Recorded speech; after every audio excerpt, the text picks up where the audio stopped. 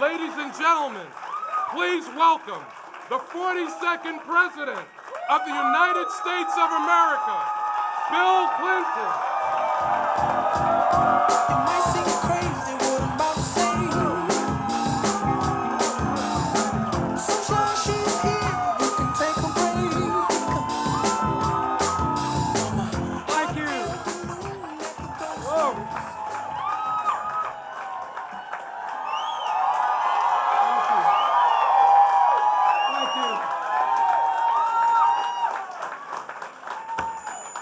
First, thank you, Mayor Brown. It's good to be back. God, I love this place. I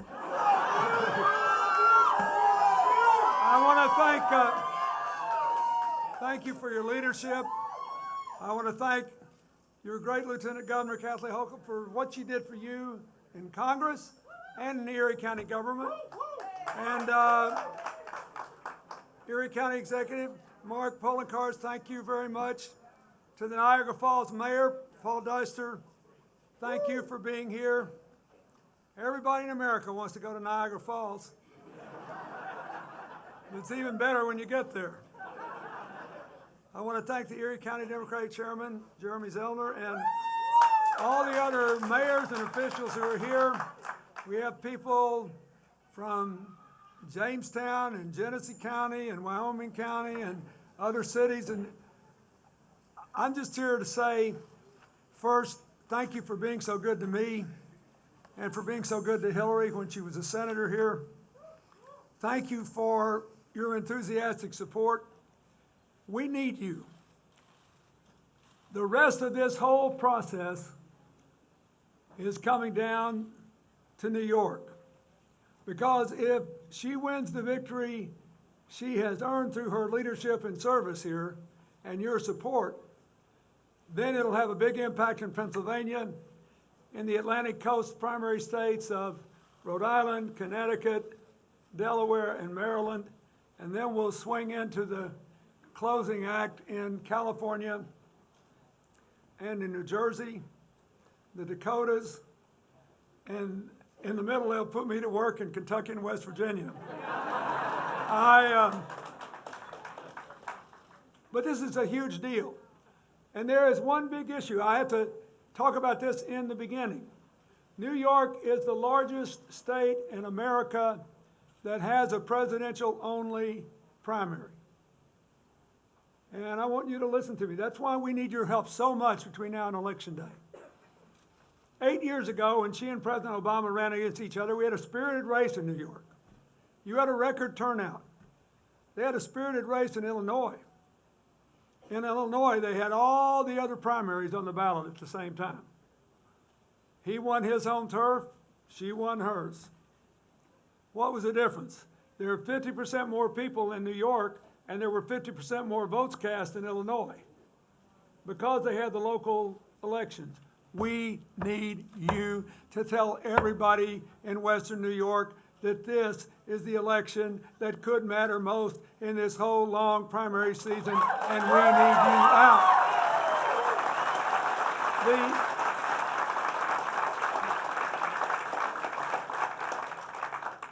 Look, when you get right down to it, we've had this big fight in America today in the primary because even though we're outperforming every other big economy in the world, we've had 14 million jobs in the last 5 years. That's the most since that other Democrat was president, whatever his name was. And we got 90% of our people with health insurance for the first time in the history of the country. And as you have demonstrated in Buffalo, and if they have in Albany with nanotechnology, we got the best network nationwide of science and technology and higher education in the entire world. We just need to make it more affordable. We have the most diverse and youngest workforce in America, and we are just this close to being able to all rise together again. You know, there was a funny article in the morning paper in Buffalo. Did you see it saying that Hillary's opponent was basically running against me? And he is, except when he's running against President Obama.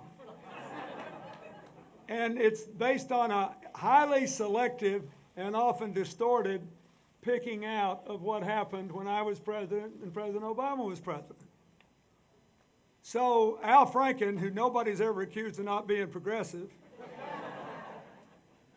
gave a speech for Hillary with me the other day in Wisconsin, and he said, you know, I hear Hillary's opponent attacking President Clinton all the time, and I'm trying to figure out what part of those 8 years he didn't like. Was it the peace or the prosperity that he didn't like?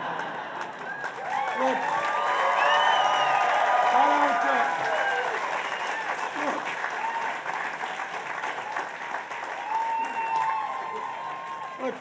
I like our debate better than theirs. The poor Republicans, I think, I'll never forget that debate they had in Florida. Do you remember this? Where for 30 or 45 seconds, 3 of them stood and screamed, liar, liar, pants on fire at each other. It would have made a great rap video, you know? I like our debate better because at least we're concerned, everybody, about the fact that the real anxiety in America is rooted in the fact that 80% of the people still haven't had a raise since the Great Crash. That's true. Half the American people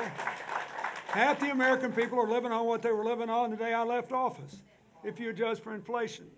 The cost of college has gone through the roof. The health care bill has helped, but prescription drugs are still too high. And a lot of these private insurance policies, the co-pays and deductibles are too high.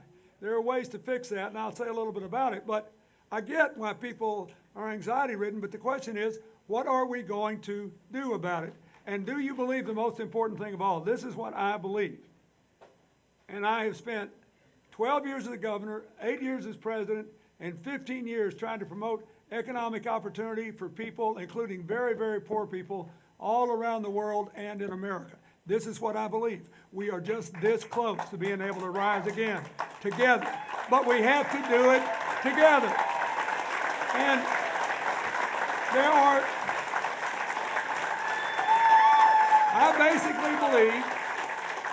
I basically believe there are 3 reasons that Hillary ought to be president. First, her plan will do much more to help us all rise together. She wants to do the kinds of things in America that were done in Buffalo when she worked so hard to get you all that money for things that may seem small, but if you did it in every city in America, it would make a huge difference, like the art space. And things that aren't small, like what happened at the medical campus with the biometrics and the life sciences work and that hub. There are 12,000 jobs there today. Now, if she could work with Congress, including the Republicans, with a Republican president to get that done, just imagine what she could do as president. That's what I want to say to all of you.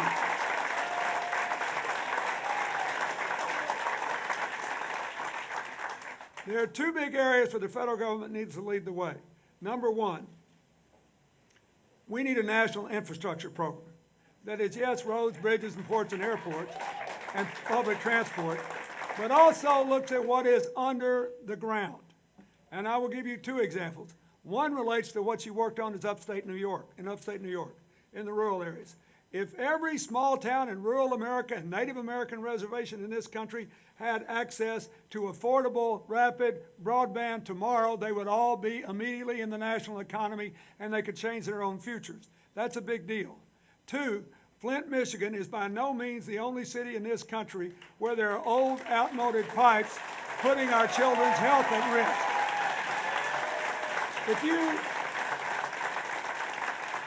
If you ripped up all those pipes and got somebody to lay them, you can't export those jobs. They're ours. And they're good jobs. And they could be used to give every child in this entire nation a healthy future. She wants to do that, and it's one big reason she should be president. The second thing I want to say is, I've been thinking about this because, believe it or not, I was in Wyoming yesterday. Maybe it was the day before. It's been a long time. Yesterday. I was in Wyoming and Wisconsin yesterday, but we could be, according to every scientific survey, and our party still believes in science.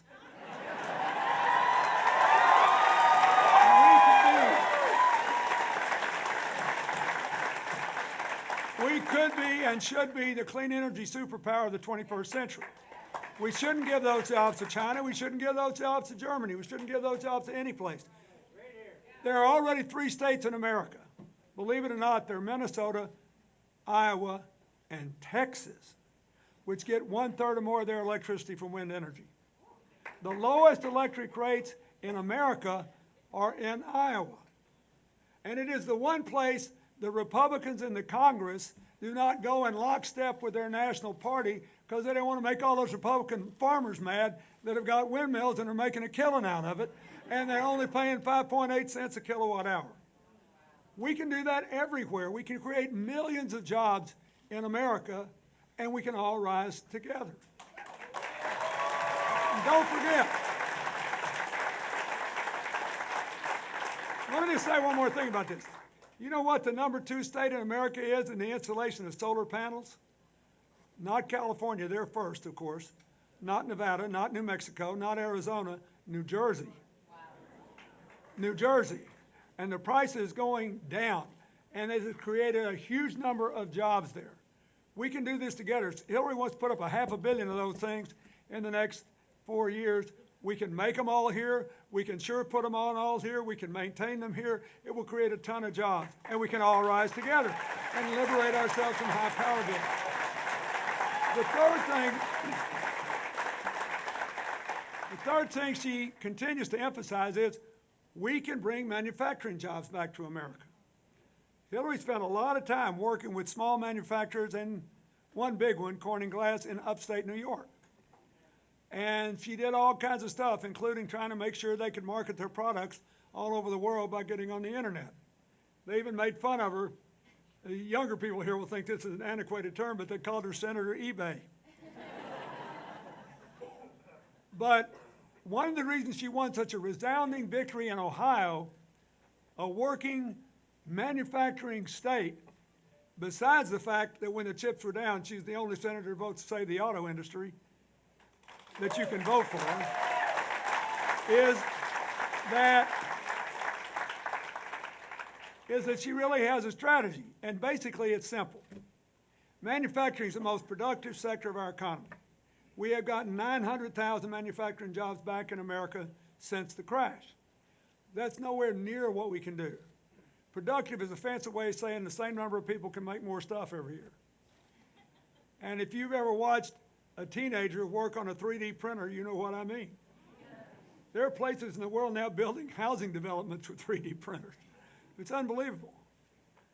And therefore, you can pay people very high wages because the biggest part of manufacturing costs now are materials, energy, and transportation.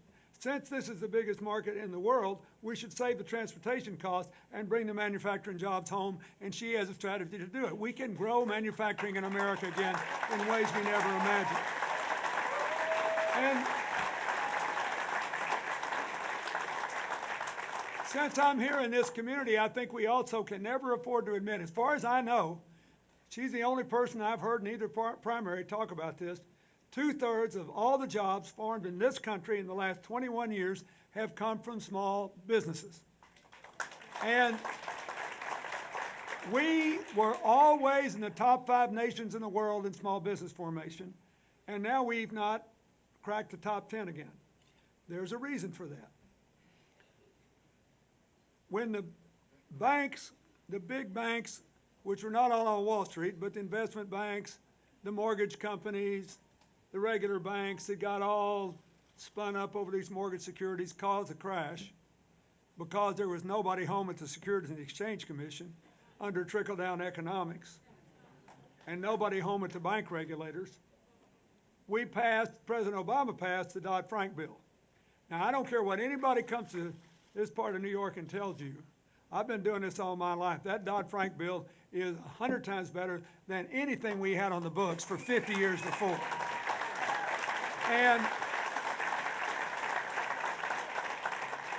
for example, I bet a lot of you don't know this, there are 50 to 70,000 fewer people working on Wall Street today than there were the day of the crash. because they can't take those risks. They don't hire people to gamble anymore. They can't bring Main Street down anymore because that bill's being enforced. The problem is that too many banks are scared to loan money to anybody.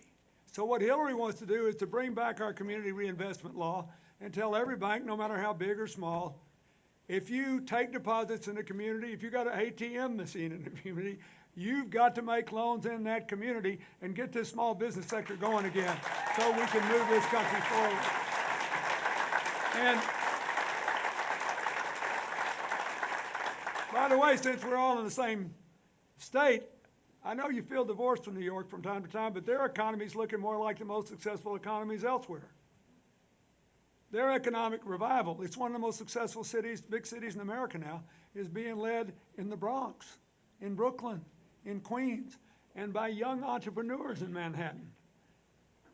Because they can get credit and they're growing again, they're blooming again, they're even bringing manufacturing back to the Bronx. We can do this everywhere. But we've got to all rise together. And you've got to have a president with a strategy for us all to rise together. And to do it, let me just give you a couple examples. Hillary always points out there are barriers that go beyond this we have to take down. First, we've got to finish the work of health reform. Once we get all the states to take Medicaid, and even in Republican Wyoming, where there are like 4 Democrats in the state Senate, the governor, who's a Republican, is pleading with them to take the Medicaid expansion because it makes money for the state. There's no shifting of cost. It holds premiums down, creates jobs. That's going to happen. When that happens, we'll be at about 95%. It'll be easy to get to 100 then. What we got to worry about is the insurance system's not working. The small business premiums and the individual premiums for too many people. The co-pays and deductibles are too high. Across the board, while all other health care costs have been held down, the drug costs are going up too much because we're the only country in the world that doesn't bargain the drug company down for big purchases, and she will do that. We have got to do something about drug prices. And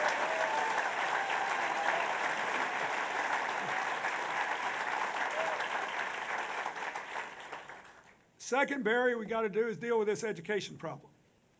First, we have to realize that there are a lot of jobs that will give you a good middle-class life that don't require a 4-year college degree, and she has been the most aggressive in her promotion of internships, job training programs, and giving companies training to train their people, credit to train their people, and hire them to do those jobs.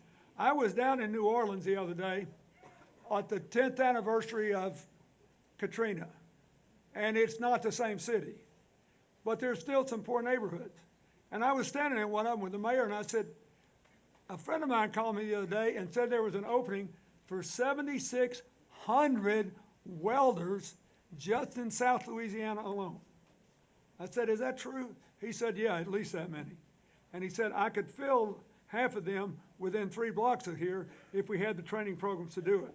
She will give America the training programs to do it so these young people can get their jobs. And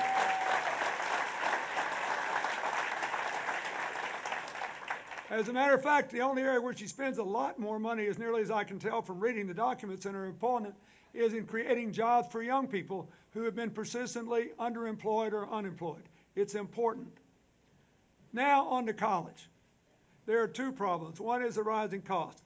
The state assembly here, the legislature just voted to freeze tuition for a year at the SUNY and the CUNY college campuses, and I applaud them. It's a good thing. But you got 2 different choices here. Hillary's opponent said we ought to just give everybody free tuition to public schools. Now, that sounds good, but there's one big problem with it. It requires every state to come up with 1/3 of the cost. Even in New York, which increased aid to its colleges this year, that would be hard to do. Now, do you really believe that the 30 states with Republican governors would do it? I was in Wisconsin. That guy's still cutting higher ed. He still hasn't taken the Medicaid expansion. If they won't take Medicaid at 9-1, they're sure not going to take college tuition at 2-1. So Hillary said, look, I got a better idea and it doesn't cost as much. Let's make sure every student can graduate from every public institution, every historically black college and university, every other small private school that caters to working people and lower income people and first and second generation Americans that has reasonable tuition and high graduation rates. Don't cut them out. Include them all and say you can graduate debt free. And here's how. Here's how. Everybody that needs free tuition should get it. Everybody that needs more help should get that. A big increase in the Pell Grants to cover materials and living expenses. But everybody that needs a little more help, there should be a massive effort to expand work-study so that any student who needs it can get 10 hours a week of work on the campus. As nearly as I can tell, that is the only proposal made by any candidate in either party that would actually help hold down the cost of higher education, which is a very big deal. And we could take the burden off a lot of these schools and help more young people go to college. Then let upper income people pay their kids' own way. If you want to raise high income taxes, as Hillary does, fine. Spend the money to put the rest of America back to work and build the middle class and let poor people work their way into it. And now, even more important is the debt that a lot of young people have run up. And let me tell you how this happened. This is worth a lot. Anybody got a student debt problem in your family? Okay, let me explain what happened. When I was president, we had the biggest student aid program since the GI Bill. We paid essentially the first 2 years of community college for everybody and gave everybody a 20% tax credit for every other year of college. For any college that would do it, we allowed them to borrow the money direct from the federal program, and we capped the repayment at a small percentage of people's after-tax income. Then when President Bush came in, they got rid of that stuff. Then when President Obama came in, the Congress passed in the first 2 years of his presidency an even bigger aid program.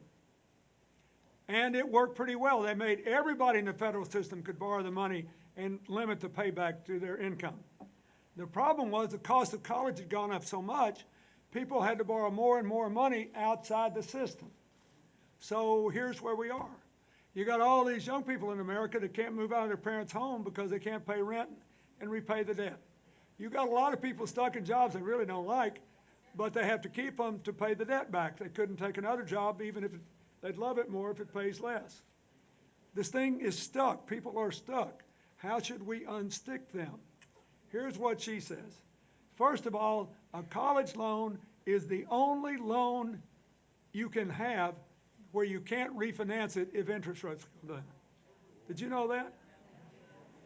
The other day I was up in Mount Kisco, New York, where I do a lot of business, the town next to where we live. And I walked in, and there was a lady I knew, and I bought a pair of jeans from her. And I said, I knew that her son, and she was very proud of her son. He just graduated from a New York institution of higher education. And I said, how's your son doing? She said, great. He got great grades. He's about to get a good job. I said, has he got any debt? She said, yeah, quite a bit. I said, what's the interest rate? 9%. I said, you still have a home mortgage? She said, sure. I said, did you refinance it? Absolutely. What's your interest rate? Under 4. If you let students refinance their debt tomorrow, overnight, 25 million Americans would save $2,000 apiece on average. And the ones with bigger debts would pay more, save more. Just refinance it. Then, the most novel proposal that I think is really important for the future is she said, we ought to let people finance big debt like they finance a house. You get a 20 or 30-year mortgage on your house because it's a lifetime asset. A college education is a lifetime asset. A medical degree is a lifetime asset. A law degree is a lifetime asset. If you're an architecture, it's a lifetime asset. You can do it for 50 years. So give people the option to consolidate all their debts, wherever they went to school, and turn it into an instrument where it's good for 20 years and you cannot be required to pay more than 10% of your after-tax income no matter how much you borrowed. Think of what that would do. And if people want to get rid of it, quicker, and they do 2 years in our AmeriCorps program, which she proposes to double, And then one more year in any kind of public service job, teacher, social worker, police officer, firefighter, you name it, any kind of public service job, those 3 years, they get almost $24,000 tax-free to just apply against the debt. And they can get rid of it. Now look, think what this would do. Think what it would do in upstate New York. Think what it would do everywhere in America. You could move out of your parents' house. If you've got a job you'd love to take, but it pays less, you can take it now because your loan payment will go down. Suppose you've always longed to start a small business. You got a new tech idea and you don't want to give it away to a venture capitalist. You can start up for $50,000. You want to open an organic bakery, you can start up for a $60,000 loan, you name it. You can go to the bank and qualify the loan because your student debt will not be disqualifying. It won't mess up your credit score because it's so limited to a fixed, recurring, repeating part of your income. And if your income goes down, your payment goes down. So if you start that business, you don't make money for a year or two, it'll be reflected in your obligations and you can still pay your bank note. This would liberate millions of young people in America, and that's what we got to do if we're all going to rise together. And so, the other thing, there are lots of other barriers to all of us rising together. We need equal pay. Every state needs to follow New York and pass paid leave. We need affordable child care. We've got bipartisan support, I'm happy to say finally, for letting a lot of these young people out of prison who got sentenced to too much time for nonviolent offenses. And Hillary was the first person who talked about this in the campaign. But she pointed out there's no point in doing that unless you give them the education, training, and job placement they need, and they're not going to be discriminated against in the workplace. We need to do that. They'll help us grow. We can all rise together. We need to recognize, you may not know this, but I'm sure it affects a lot of people up here. You know what the fastest growing group of consumers in America are? People with disabilities. And I tried to help all of them go into the workforce by signing a bill that allowed people with disabilities to keep their Medicaid when they went in the workforce. Why? Suppose you've got a disability that doesn't keep you from working. You could get a $30,000, $40,000, $50,000 job, but your medical bills are $100,000 a year. You're still better off if the person goes to work. They're paying into Medicaid, they're paying into Medicare, they're paying into Social Security, they're paying into taxes, and they're working. So we did that. We have got to make a sustained effort to get more people in the workforce. Your senators, Chuck Schumer and Kirsten Gillibrand, and Senator Pat Leahy from Vermont, who endorsed Hillary, by the way, they have all supported this. We need to get more people with disabilities in the workforce. The reason I've always been for immigration reform is we're no point in keeping all these families in turmoil that are already working and paying taxes and obeying the law and having their kids worried sick if they're going to go home. Donald Trump is not going to be able to send them all home. And I'm tired of seeing every debate torn up and upset by this. So we got a lot of other barriers, but we can take them down so we can all rise together. So that's the first reason you ought to be for. The second reason you ought to be for is that the difference between now, a lot of people have forgotten this, I ran for president on reducing income inequality and reducing poverty and lifting the middle class. We grew the economy from the middle out and the bottom up. That's why it's the first time, I think, in history that the bottom 20% of workers in percentage terms increased their incomes more than the top 20%. And 95% of the people did better than they did under President Reagan. And incomes dropped under both Bushes because you can't run that trickle-down thing too long or it'll just go flat every time. Now, but look, but I got to be the first president at the end of the Cold War to serve all my term. We had one terrible crisis in Bosnia. We had a lesser crisis that's now a big problem in Somalia. We had the ongoing problem in the Middle East. We later had the terrible killing in Rwanda, the genocide there. But it was nothing like what's happening today, right? With Russia threatening Ukraine, countries threatening to pull out of the EU, the biggest refugee crisis since World War II. ISIS ensconced in the vacuum in Western Iraq and the vacuum they've created in Syria. We can't afford not to elect a president who can't go in there and do that job on the very first day. Someone who knows. And you know,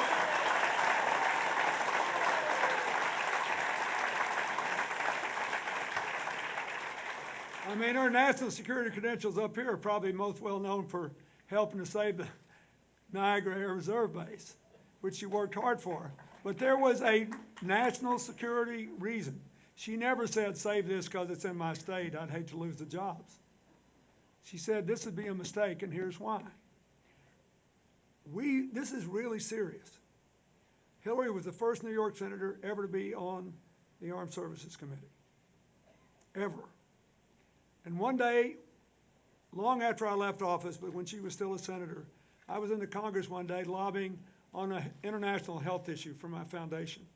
This handsome young officer comes up to me, introduces himself and said, Mr. President, I represent the Pentagon in the Congress. And I think you should know that over there, we believe your wife knows more about our issues and knows more about the problems and opportunities of people in the military, families, than any member of either party in either house. We know she doesn't agree with us all the time, but she always shoots us straight. And she's always got our back. And you cannot imagine what it means to have somebody that you know will never take a cheap political shot and will always try to do the right thing because she knows so much.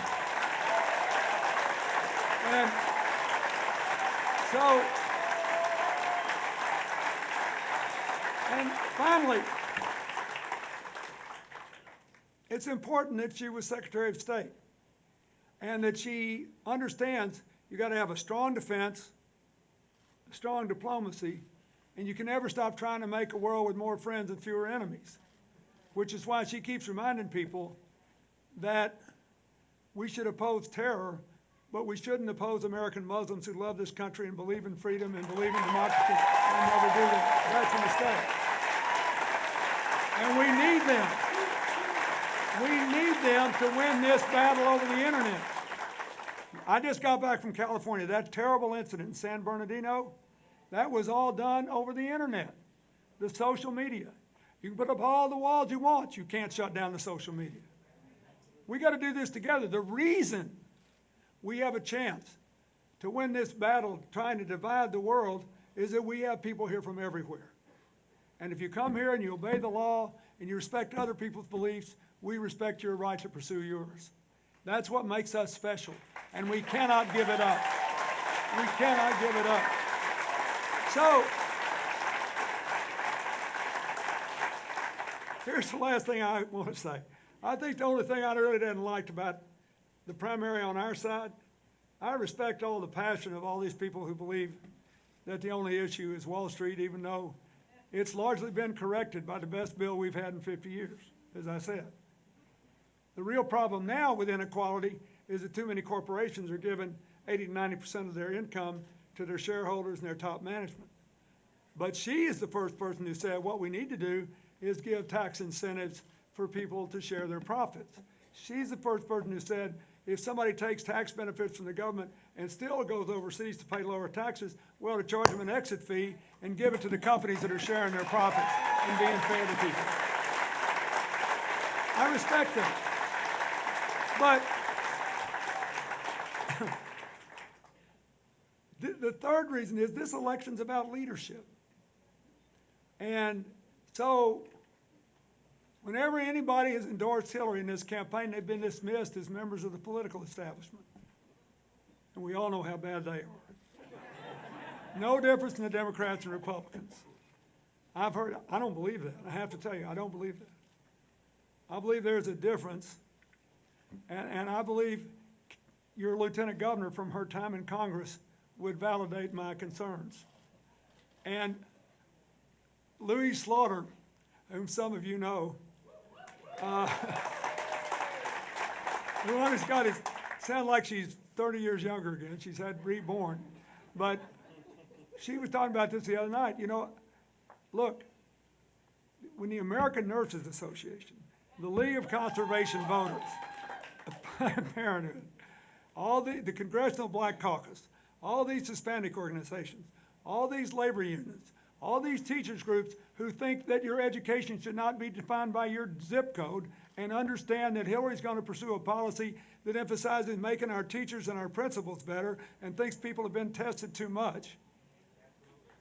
That, you know, look, some tests are fine, but you don't need to give grade school kids and middle school kids a test every year by national mandate.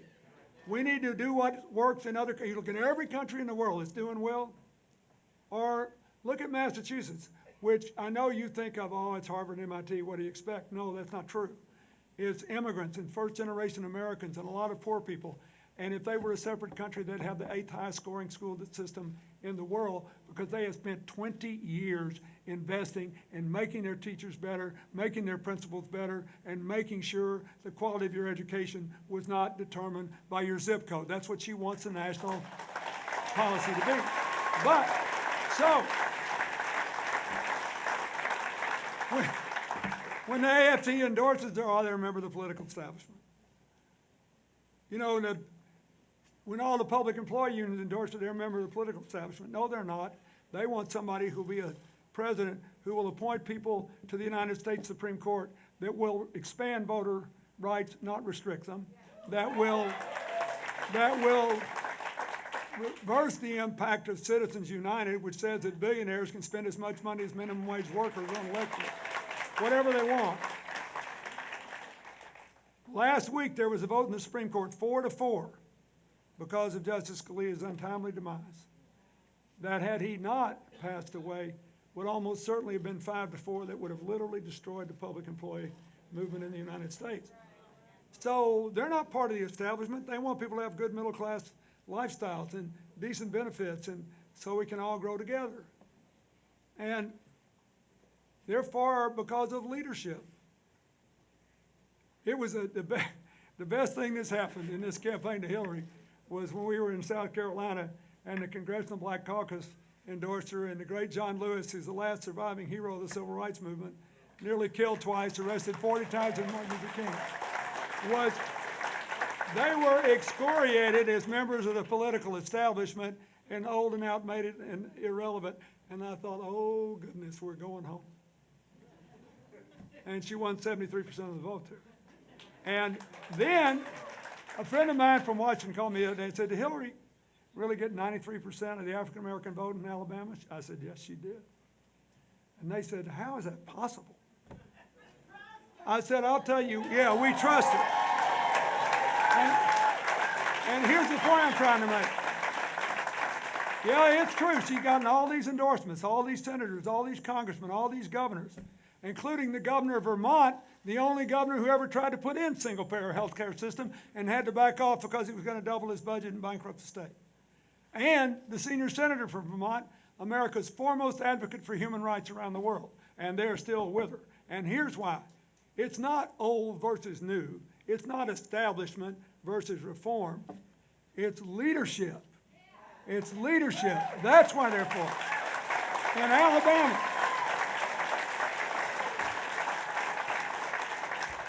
when I met Hillary 45 years ago last month, I thought, I have never met anybody like this. I mean, her mind worked like a computer. It was like, okay, what are we going to do? I talk about, oh yeah, but what are we going to do? What are we going to do? She gets out of law school and she goes to Alabama, and they knew this. Over 40 years ago, when there were all these private academies parading as legitimate private schools entitled to tax credits that were nothing more than the extension of the segregated school system. But nobody had proved it. So she goes to this little town in North Alabama pretending to be the housewife of a guy who'd worked there to find a job. And she sidles into this school, seeing if her boy can enroll. And he gives her all the la, and she said, wait a minute, let's just cut to the chase. Yes or no, if I enroll my son here, will he be in a segregated school? Will he be in an all-white school? I just want to know. And the guy said, absolutely, she had him. They lost that tax exemption. Schools all over the South lost those tax exemptions. She was not. She was not a member of some political establishment. She was somebody fresh out of law school who had the guts to do something that needed doing. She's always been a leader. She went to South Carolina. You want to know why she did so well at South Carolina? Because they know that when she left Alabama, she went to South Carolina and filed a report on why so many African-American young, 13 years old, teenage boys were being housed in prisons with adults and having their lives ruined, and it reformed the juvenile justice system there. They know. She wasn't part of an establishment, she was leading. When she was in law school, she went to South Texas to register Mexican-American voters whose families had been citizens for a century. But they had been systematically kept out of the political system. She got 66% of the vote in Texas, because they know, and more in South Texas. More. When she came home to Arkansas to be with me, there were all these poor working folks in the Ozark Mountains who had never had access to legal aid before. So they could just be worked over by anybody. So she set up the first legal aid operation there. She hadn't lived in Arkansas for 40 years. For 18 years. But she got almost 70% of the vote in the primary there. A state that's moved way right. And she carried every Democratic vote because they trust her. She started the first preschool program we'd ever had before anybody had it, that taught parents in the Mississippi Delta and in the Ozark Mountains, the poorest parts of America, who couldn't read, write, or count, to be their children's first teacher by teaching them to learn along with their kids. And all their kids started school better to learn. She found the program in Israel, because they had a bunch of people coming into Israel mostly from Ethiopia, who couldn't speak Hebrew or English and had no education. She told me about it one day, and she said, I think that'll work here. I said, well, it sounds good, but what are we going to do? She said, I did it. I called a woman in Israel, and she'll be here in 10 days. And the next thing you know, I'm being dragged around all these little preschool graduations. And the next thing you know, this program's in 26 states. She always makes something good happen. That's leadership. It's leadership. That's what we need. So, when I got to be president, it gets better. I get to be president. We tried to pass health care. We got beat.